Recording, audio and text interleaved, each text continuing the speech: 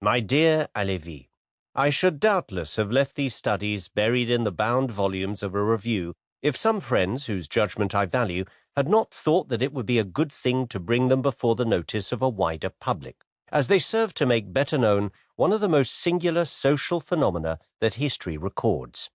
But it seemed to me that it would be necessary to give this public some additional explanations, since I cannot often expect to find judges as indulgent as you have been.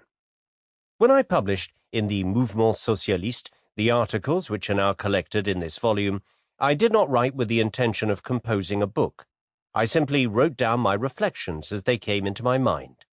I knew that the subscribers to that review would have no difficulty in following me, since they were already familiar with the theories which for some years my friends and I had developed in its pages. But I am convinced that the readers of this book, on the contrary, will be very bewildered if I do not submit a kind of defense which will enable them to consider things from my own habitual point of view.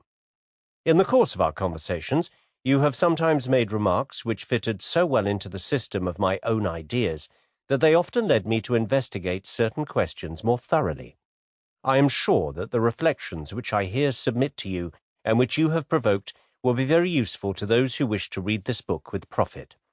There are perhaps few studies in which the defects of my method of writing are more evident. I've been frequently reproached for not respecting the rules of the art of writing, to which all our contemporaries submit, and for thus inconveniencing my readers by the disorder of my explanations. I've tried to render the text clearer by numerous corrections of detail, but I've not been able to make the disorder disappear. I do not wish to defend myself by pleading the example of great writers who've been blamed for not knowing how to compose. Arthur Chouquet, speaking of Jean-Jacques Rousseau, said, "His writings lack harmony, order, and that connection of the parts which constitutes a unity." The defects of illustrious men do not justify the faults of the obscure, and I think that it is better to explain frankly the origin of this incorrigible vice in my writings. It is only recently that the rules of the art of writing have imposed themselves in a really imperative way. Contemporary authors appear to have accepted them readily, because they wish to please a hurried and often very inattentive public, and one which is desirous, above all, of avoiding any personal investigation. These rules were first applied by the people who manufacture scholastic books. Since the aim of education has been to make the pupils absorb an enormous amount of information, it has been necessary to put into their hands manuals suitable to this extra-rapid instruction. Everything has had to be presented in a form so clear, so logically arranged, and so calculated to dispel doubt, that in the end the beginner comes to believe that science is much simpler than our fathers supposed.